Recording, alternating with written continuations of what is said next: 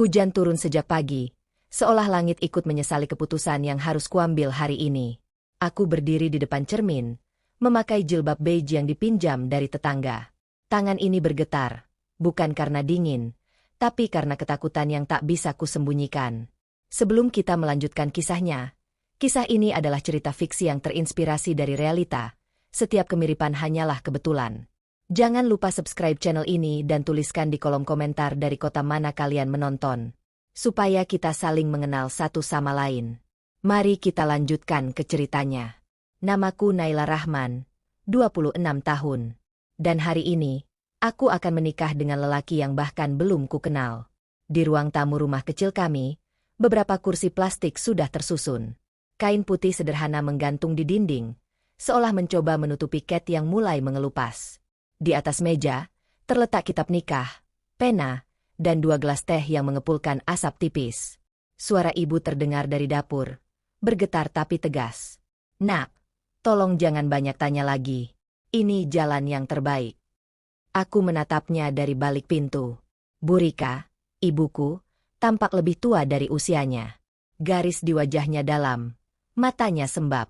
Dia tahu keputusan ini menyakitiku, tapi keputusasaan telah menenggelamkan logikanya. "Farhan itu lelaki baik," katanya lagi, hampir seperti menenangkan diri sendiri. "Dia sudah berubah, sudah tobat. Kalau dia mau menikahimu dan menanggung utang ayah, itu pertolongan dari Tuhan, Naila." Aku ingin menjawab, tapi tenggorokanku terasa kering. Bagaimana mungkin pertolongan bisa datang dalam bentuk pernikahan yang tak diinginkan? Beberapa menit kemudian, mobil tua berhenti di depan rumah. Dari jendela, aku melihat seorang lelaki turun dengan langkah tenang. Farhan. Wajahnya teduh tapi tegas. Ada ketenangan yang aneh dalam sorot matanya. Orang-orang mengenalnya sebagai mantan narapidana yang kini menjadi guru ngaji di yayasan kecil. Kini, dia datang bukan untuk mengajar, tapi untuk mengikat hidupku. Ruang tamu dipenuhi bisik-bisik. 2 orang saksi duduk di sudut, sementara penghulu menyiapkan dokumen. Aku duduk di samping ibu, menunduk dalam. Hati bergetar. Semua orang menatap kami, tapi tak ada satupun yang benar-benar tahu apa yang sedang kurasakan. "Farhan bin Samsul, apakah engkau menerima Naila Rahman binti Rahmat sebagai istrimu dengan mas kawin seperangkat alat salat tunai?" Suara penghulu terdengar jelas. Farhan menatap ke depan, menarik napas panjang, lalu menjawab tegas. "Saya terima." Kata itu jatuh perlahan di dadaku seperti batu. Sah. Semua orang mengucap, "Alhamdulillah." Sementara aku menunduk, tak sanggup menahan air mata. Ibu menggenggam tanganku erat. "Maafkan ibu, nak," bisiknya lirih. Aku hanya bisa menggeleng. Lidahku keluh. Tanganku dingin. Hatiku hancur. Farhan mendekat setelah prosesi selesai. "Mulai hari ini, kamu di bawah tanggung jawabku," ucapnya pelan. "Tapi kamu tenang saja. Aku nggak akan menyentuhmu sampai kamu sendiri yang mengizinkan." Aku menatapnya sejenak. Tidak ada kemarahan di wajah itu. Hanya kesungguhan yang membuatku bingung harus percaya atau takut. Setelah semua tamu pulang, rumah terasa lebih sepi dari biasanya. Hanya suara rintik hujan di atap yang menemani. Aku duduk di ruang tamu yang kini penuh bunga plastik dan aroma dupa pengajian. Farhan masih di luar, berbicara dengan penghulu. Ibu diam di sudut, menatapku seperti seseorang yang baru saja kehilangan sesuatu yang berharga. "Ya Allah," batinku lirih. "Apakah ini takdir yang harus kuterima?" Ketika pintu depan tertutup, aku menatap cincin di jariku. Cincin perak sederhana, terlalu besar untuk ukuran tangan ini. Entah kenapa aku merasa seolah bukan aku yang sedang menikah, melainkan hidupku yang sedang diserahkan. Malam itu, aku berbaring di kamar kecil di rumah Farhan. Hujan masih turun. Aku bisa mendengar suara tasbih di ruang depan, diucapkan dengan tempo tenang. Di antara suara hujan dan tasbih itu, aku menangis tanpa suara. Menangisi cinta yang tak sempat lahir, dan masa depan yang sudah ditentukan tanpa persetujuanku. Sudah 3 hari berlalu sejak akad itu, tapi rasanya seperti baru kemarin. Aku masih sering terbangun di malam hari, seolah menunggu seseorang datang dan mengatakan semua ini hanya mimpi. Tapi setiap kali membuka mata, aku melihat langit-langit rumah kayu itu, dan menyadari bahwa mimpi burukku justru nyata. Pagi di rumah Farhan selalu dimulai dengan suara lembut bacaan Al-Quran. Nada suaranya tenang, bergetar tapi indah, mengisi setiap sudut rumah dengan kehangatan yang asing bagiku. Setiap kali mendengarnya, hatiku seperti diaduk. Aku malu, karena selama ini aku hanya tahu takut pada pria ini, bukan pada kebaikan yang perlahan kutemukan di dirinya. Farhan selalu bangun lebih dulu. Dia menyiapkan air hangat untuk wudhu, menyapu halaman kecil di depan rumah, lalu menyalakan kompor untuk memasak sarapan sederhana. Pagi ini pun sama. Saat aku keluar dari kamar, dia sedang menyiapkan teh. Uapnya naik perlahan, membentuk kabut tipis di udara. "Selamat pagi," katanya pelan, tanpa menatap. "Aku nggak tahu kamu suka teh manis atau pahit, jadi aku buat 2." Aku hanya menunduk. Masih canggung. "Terima kasih," jawabku lirih. Dia duduk di kursi kayu, menatap keluar jendela, lalu berkata, "Kamu nggak harus takut sama aku, Naila. Aku tahu kamu terpaksa menikah. Tapi aku berharap, kamu mau kasih aku kesempatan untuk membuktikan siapa aku sekarang." Kata-katanya lembut, tapi seperti menyayat. Bagaimana aku bisa percaya pada seseorang yang dulu pernah hidup di balik jeruji besi? Namun, tatapannya saat mengatakan itu, jujur. Tidak ada amarah. Tidak ada dendam. Aku diam. Aku hanya bisa mendengarkan suara jangkrik di luar, sementara di dalam rumah, ada ketenangan yang sulit dijelaskan. Siang harinya, kami pergi ke yayasan tempat Farhan mengajar mengaji. Bangunannya sederhana, tembok semen, atap seng, dan halaman kecil tempat anak-anak bermain. Begitu melihatnya, anak-anak itu langsung berlari memeluk Farhan. "Ustaz Farhan datang," seru mereka riang. Aku tertegun. Anak-anak itu tidak takut padanya. Mereka bahkan memujanya. Aku menatap Farhan yang tersenyum sambil menepuk kepala salah satu anak. Wajahnya berubah, dari tegas menjadi lembut. Seperti seseorang yang menemukan kedamaian hanya dengan mengajar. Seorang ibu pengurus yayasan mendekat. "Kamu istrinya Ustaz Farhan, ya?" tanyanya dengan senyum hangat. "Masya Allah, suamimu orang baik. Banyak anak yatim di sini yang bisa ngaji karena dia." Aku membalas senyumnya dengan gugup. "Iya, Bu." Perjalanan pulang sore itu terasa sunyi. Langit oranye. Suara azan mulai terdengar dari kejauhan. Aku melirik Farhan yang sedang mengemudi motor pelan di jalan kampung. Tangannya mantap di setang. Wajahnya diterpa cahaya matahari senja. "Ustaz Farhan." Aku akhirnya memberanikan diri memanggilnya. "Boleh aku tahu, kenapa kamu mau menikahiku? Padahal kamu bisa saja pilih orang lain." Dia tersenyum kecil. "Karena aku tahu rasanya jadi orang yang ditinggalkan.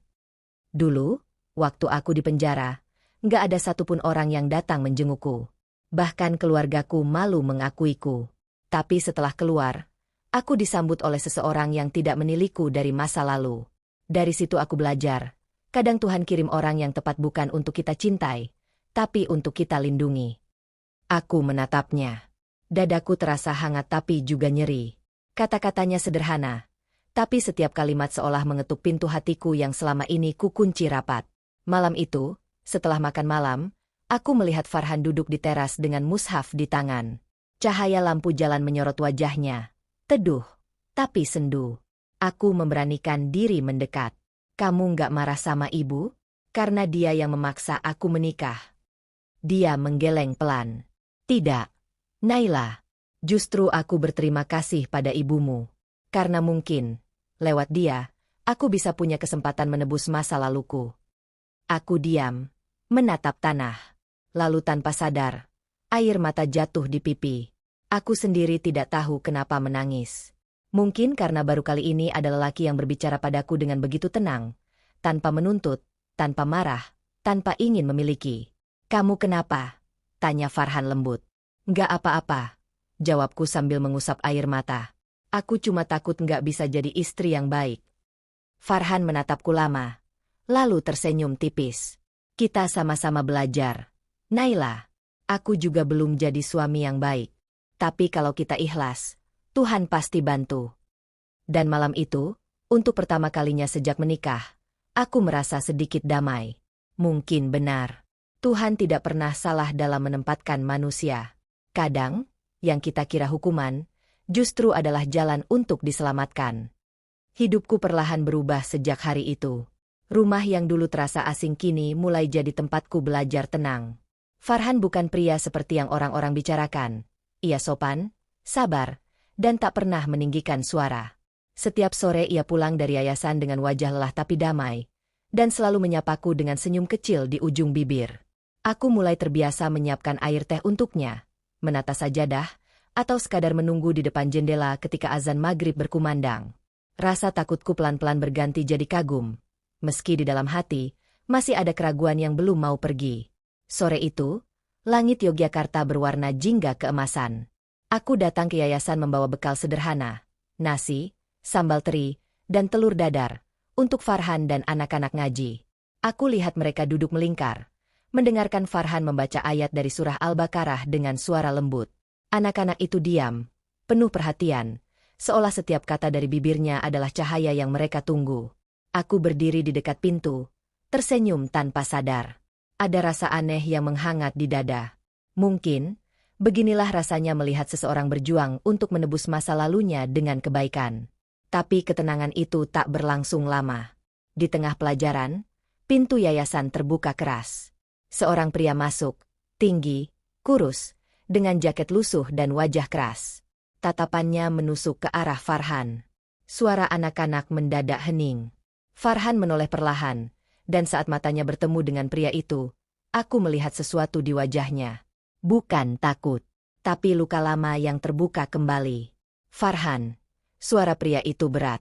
Akhirnya ketemu juga. Farhan berdiri perlahan, lalu menatap anak-anak. Kalian semua pulang dulu. Ya, nanti Ustaz lanjutkan besok. Anak-anak saling pandang, lalu buru-buru berkemas. Aku bisa merasakan hawa di ruangan itu berubah, dari damai jadi tegang.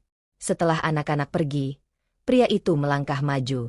Kamu kelihatan bahagia, ya? Ngajar ngaji, dihormati orang, padahal dulu kamu ninggalin aku di penjara. Aku terpaku di pintu, tak berani bergerak. Farhan menarik napas panjang. Aku nggak ninggalin siapapun, Raffi, katanya pelan. Kita sama-sama salah waktu itu.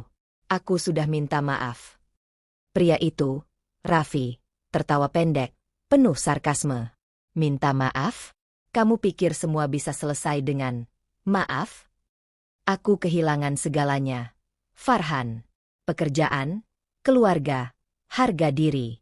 Dan kamu sekarang malah hidup tenang, jadi ustaz segala. Tangannya mengepal. Aku bisa melihat urat di lehernya menegang. Kalau bukan karena kamu, aku nggak bakal masuk penjara waktu itu. Farhan tetap diam.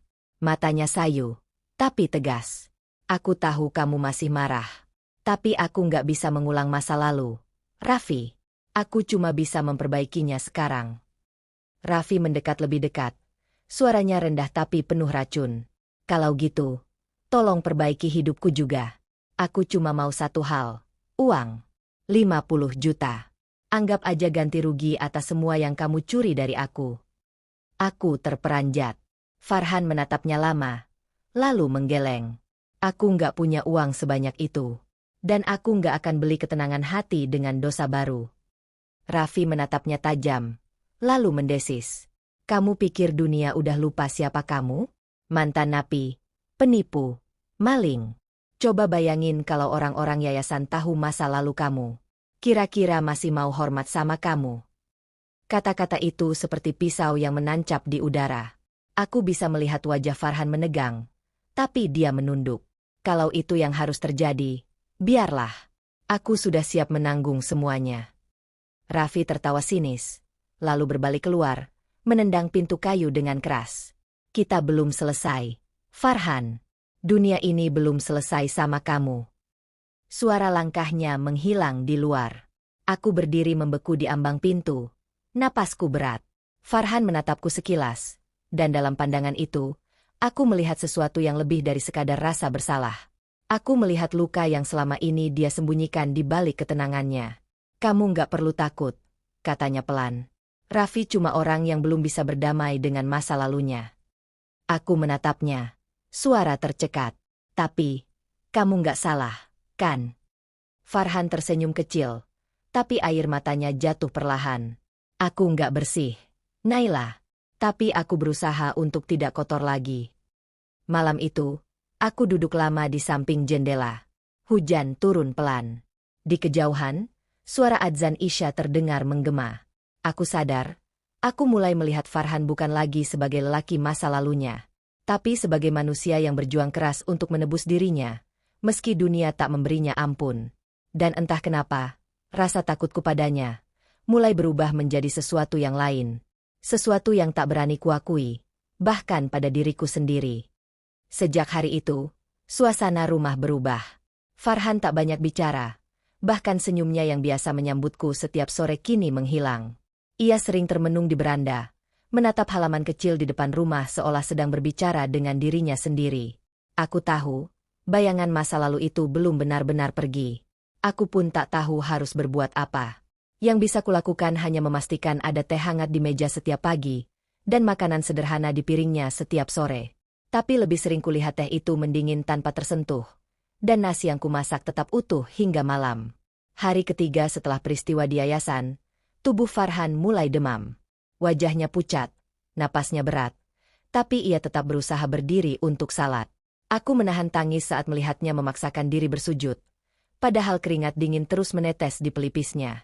Farhan, tolong istirahat dulu, ucapku lirih sambil menahan bahunya. Kamu sakit. Dia menatapku lemah, senyum tipis di wajahnya. Kalau aku berhenti bersujud, Naila, aku takut Tuhan juga berhenti mendengarku. Kata-kata itu menembus dadaku seperti anak panah. Untuk pertama kalinya, aku benar-benar sadar betapa dalam rasa bersalah yang ia tanggung. Dan betapa besar perjuangannya untuk tetap berdiri di atas taubat yang ia yakini. Aku menyiapkan air hangat, mengompres dahinya, dan duduk di samping tempat tidurnya. Di luar, hujan turun pelan. Suara petir sesekali menggema di kejauhan, tapi di dalam kamar itu hanya ada suara napasnya yang tersengal pelan. Kamu kenapa nggak bilang ke aku soal Raffi? Tanyaku pelan, nyaris berbisik. Kamu nggak harus hadapi semua sendiri. Farhan membuka mata, menatap langit-langit. Aku takut kamu nggak sanggup dengar cerita aku, Naila. Aku takut kamu menyesal sudah jadi istriku. Aku menggenggam tangannya, hangatnya nyaris hilang. Aku memang terpaksa menikah. Tapi aku nggak tega lihat kamu dihantui hal yang belum selesai. Air mata menetes tanpa kusadari. Kalau kamu benar-benar salah dulu, kamu udah bayar mahal, Farhan. Kamu udah kehilangan semuanya. Sekarang, kamu cuma harus maafin dirimu sendiri. Dia menoleh pelan. Senyum samar muncul di wajahnya, tapi matanya berkaca. Kamu nggak tahu rasanya hidup dengan rasa bersalah setiap kali bangun pagi. Tiap hari aku bertanya-tanya, pantaskah orang sepertiku diampuni? Aku menarik napas panjang. Bukankah kamu selalu bilang, Tuhan itu Maha Pemaaf? Farhan diam. Matanya terpejam. Lalu pelan-pelan, ia mengangkat tanganku dan menggenggamnya erat. Makasih, Naila. Aku nggak tahu kenapa Tuhan kasih aku kamu. Tapi mungkin ini cara Dia menyembuhkanku. Suara hujan makin deras. Aku duduk di sisinya, menatap wajahnya yang tenang di bawah cahaya lampu redup. Rasanya seperti melihat anak kecil yang tersesat dan akhirnya menemukan rumah. Beberapa hari kemudian, Farhan mulai membaik. Tubuhnya masih lemah, tapi ia sudah bisa duduk dan membaca Al-Quran pelan. Setiap kali ia membaca, suaranya serak tapi menenangkan. Aku sering duduk di ambang pintu, mendengarkan diam-diam, tanpa tahu kenapa air mataku selalu jatuh setiap kali ayat itu terucap. Suatu sore, Bu Rika datang menjenguk. Ia membawa sup hangat dan senyum yang dipaksakan. Gimana kabarnya Farhan? Tanyanya sambil menatapku penuh harap. Sudah agak mendingan, Bu, jawabku pelan. Bu Rika menatap sekeliling rumah sederhana itu. Matanya berkaca-kaca. Ibu dulu cuma pengen kamu aman, Nak. Tapi ibu nggak tahu ternyata Tuhan kasih kamu laki-laki sebaik dia. Aku menatap Farhan yang sedang berzikir di ruang depan. Wajahnya masih pucat, tapi ada cahaya yang berbeda di sana. Cahaya yang muncul dari ketenangan hati. Iya, Bu, bisikku pelan. Mungkin aku baru sadar. Pernikahan ini bukan hukuman, tapi jalan pulang. Malam itu, sebelum tidur, aku mendengar Farhan berdoa pelan. Suaranya nyaris tenggelam oleh suara hujan di luar. Ya Allah, jangan biarkan aku kembali pada gelapku yang dulu.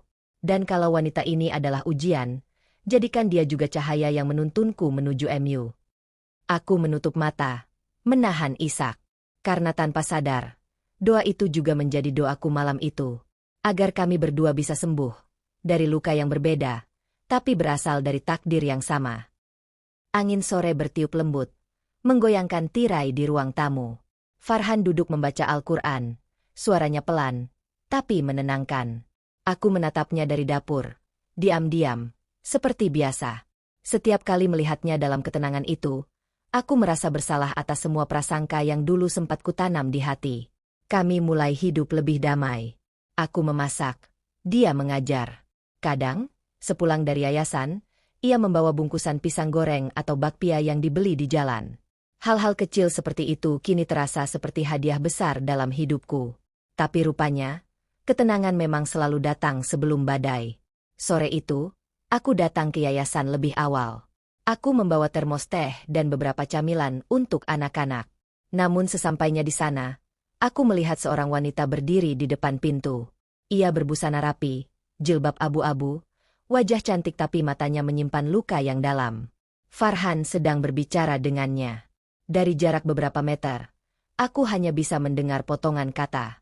Nada suara mereka lembut, tapi jelas bukan percakapan biasa. Aku cuma pengen ketemu kamu sekali aja, Han, ucap wanita itu pelan. Bukan buat nyalahin, cuma buat pamit. Farhan terlihat kaget. Alia, kamu nggak seharusnya ke sini. Aku terhenti. Nama itu terdengar asing di telinga, tapi menyakitkan di dada. Alia. Wanita itu tersenyum pahit. Aku dengar kamu udah nikah. Aku seneng kamu udah berubah. Tapi kamu tahu nggak? Kadang aku masih mimpin hari terakhir itu. Waktu kamu ditangkap di depan rumahku. Aku masih ingat gimana semua orang ngelihat aku kayak perempuan bodoh yang jatuh cinta sama penjahat. Farhan menunduk.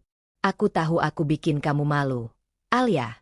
Dan aku nggak bisa ubah apapun sekarang. Aku cuma bisa minta maaf. Alia menarik napas panjang, lalu menatapnya dengan mata basah. Maaf nggak bisa ngapus semuanya, Han. Tapi aku pengen kamu tahu, aku nggak pernah benci kamu. Aku cuma nggak sanggup berdiri di sisimu waktu itu. Suasana hening beberapa detik. Aku tak sanggup lagi berdiri di tempatku. Langkahku terasa berat, tapi aku mendekat, pura-pura tak tahu apa-apa. Assalamualaikum, ucapku pelan. Mereka berdua menoleh hampir bersamaan. Alia langsung tersenyum sopan. Waalaikumsalam. Kamu pasti istrinya Ustaz Farhan, ya? Aku mengangguk kaku. Iya, benar. Perkenalkan, saya Alia. Dulu saya, teman lama Ustaz. Teman lama. Dua kata yang bisa mematahkan keyakinan manapun. Farhan mencoba menenangkan suasana. Naila, ini Alia. Dia datang hanya sebentar, ingin berpamitan sebelum pindah ke Jakarta. Aku tersenyum paksa. Oh, begitu. Percakapan setelah itu terasa seperti mimpi buruk yang berjalan pelan. Alia berbicara dengan sopan, tapi setiap kata yang keluar darinya seperti pisau yang menggores tenangku. Dia tahu masa lalu Farhan, tahu luka-lukanya, tahu kisah yang bahkan aku belum pernah dengar. Dan itu membuatku merasa kecil. Ketika Alia akhirnya pamit, ia menatapku lama. Kamu beruntung punya suami sebaik dia, katanya. Jaga dia baik-baik. Jangan biarkan masa lalu bikin kamu ragu. Aku hanya mengangguk. Setelah dia pergi, aku menunduk, pura-pura sibuk merapikan barang. Farhan mendekat. Naila. Nggak apa-apa, potongku cepat. Aku ngerti.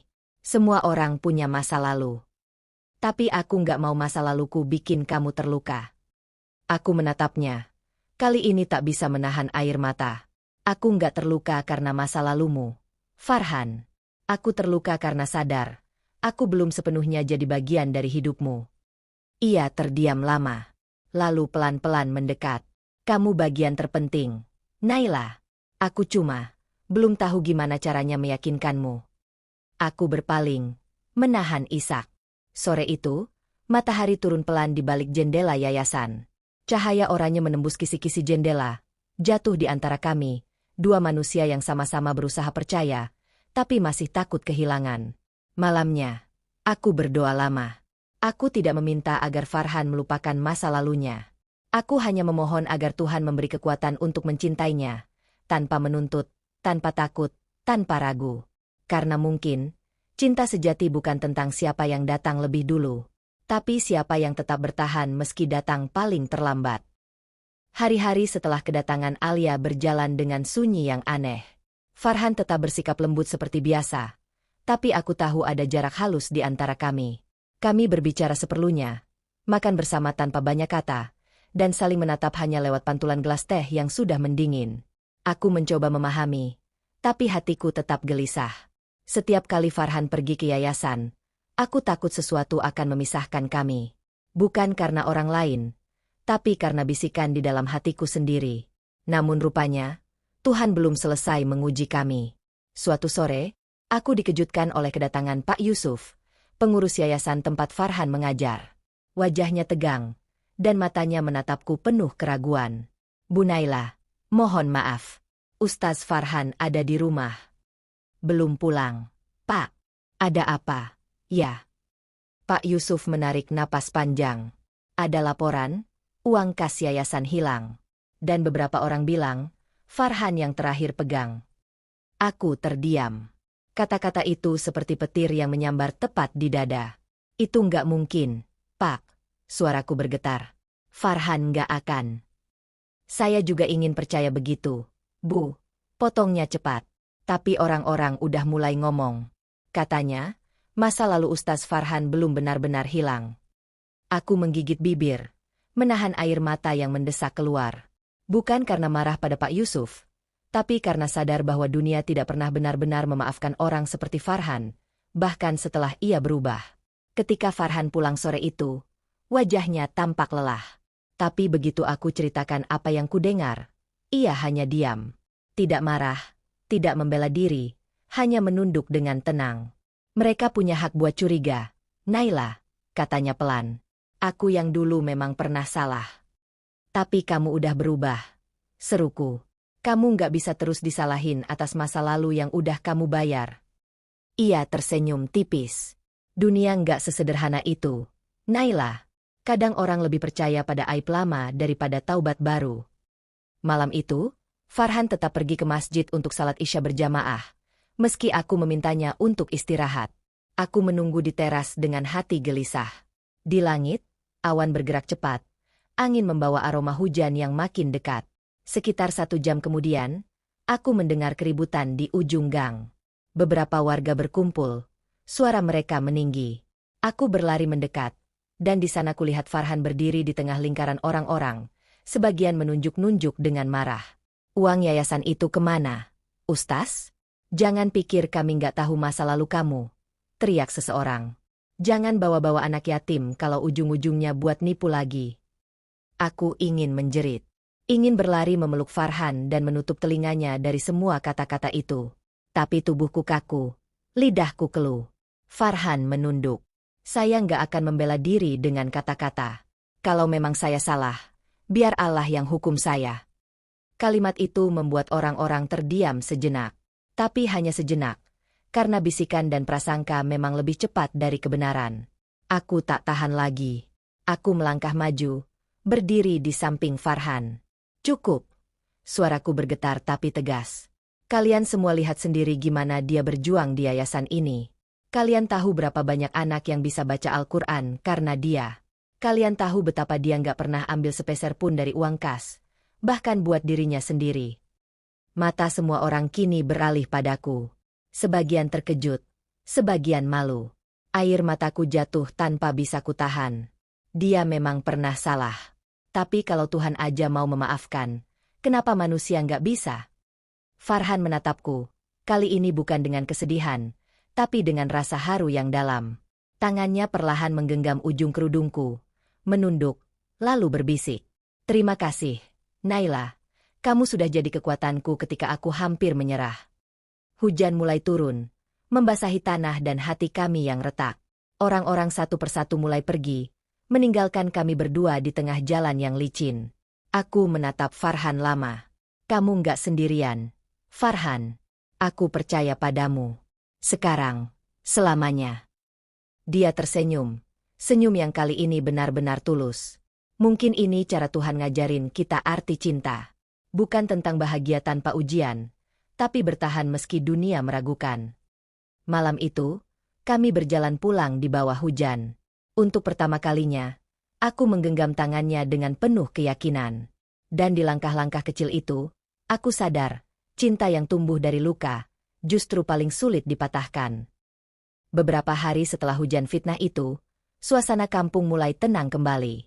Isu-isu yang sempat beredar perlahan memudar, tergantikan oleh rasa malu dari mereka yang dulu menuduh. Tapi di rumah kami, keheningan justru makin terasa berat. Farhan jarang bicara. Setiap malam, aku mendengar suaranya berzikir di ruang depan. Tidak lagi dengan nada lembut seperti dulu, kini lebih dalam, lebih getir. Seolah ia sedang berbicara langsung dengan Tuhan, meminta sesuatu yang belum tentu bisa dipenuhi dunia. Aku tahu dia terluka. Bukan karena fitnah, tapi karena ia sadar, sebaik apapun seseorang berubah, masa lalu tidak akan pernah benar-benar hilang. Suatu pagi, Pak Yusuf datang ke rumah. Wajahnya tampak menyesal. Ustaz Farhan, mohon maaf atas semua yang terjadi.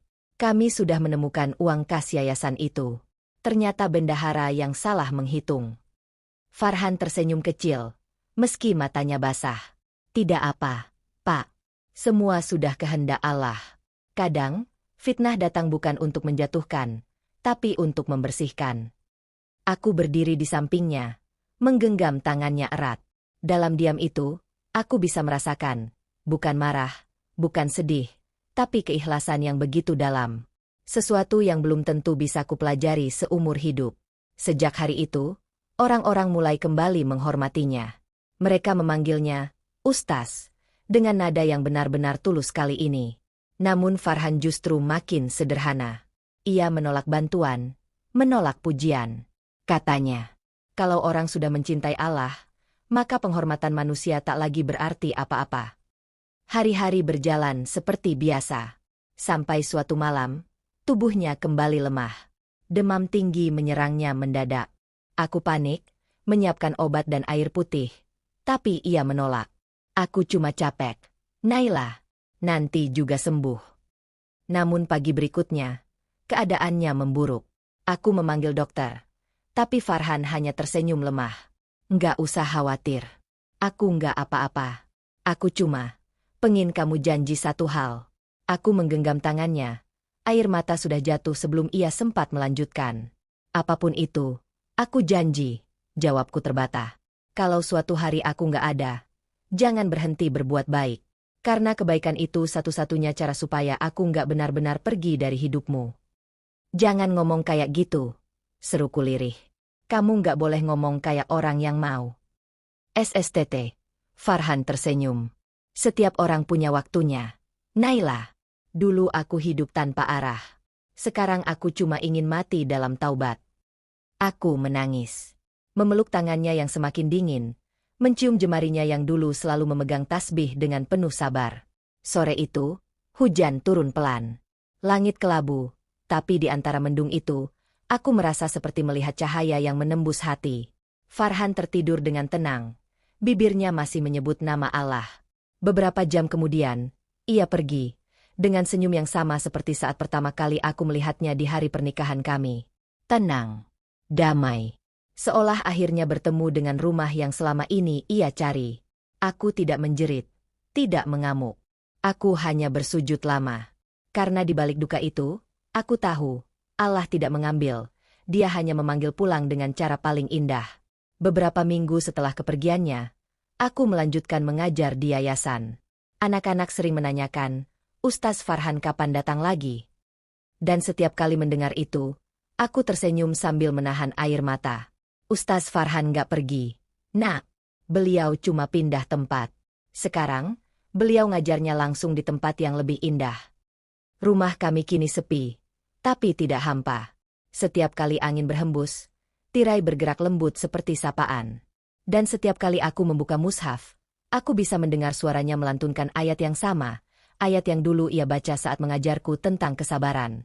Di halaman belakang, di bawah pohon mangga, aku menanam setangkai mawar putih di atas batu kecil bertuliskan namanya. Bukan untuk meratapi, tapi untuk mengingatkan diriku sendiri bahwa cinta sejati bukan tentang memiliki, tapi memahami. Aku menatap langit senja, tersenyum dengan air mata yang jatuh perlahan. Terima kasih, Farhan. Kamu mungkin bukan cinta yang aku minta, tapi kamu adalah cinta yang Allah kirim untuk menyembuhkan aku. Dan dalam keheningan itu, aku akhirnya mengerti. Takdir tidak pernah salah. Kadang Tuhan memecahkan hati kita bukan untuk menghancurkannya, tetapi untuk membuka ruang bagi cinta yang lebih suci, cinta yang abadi.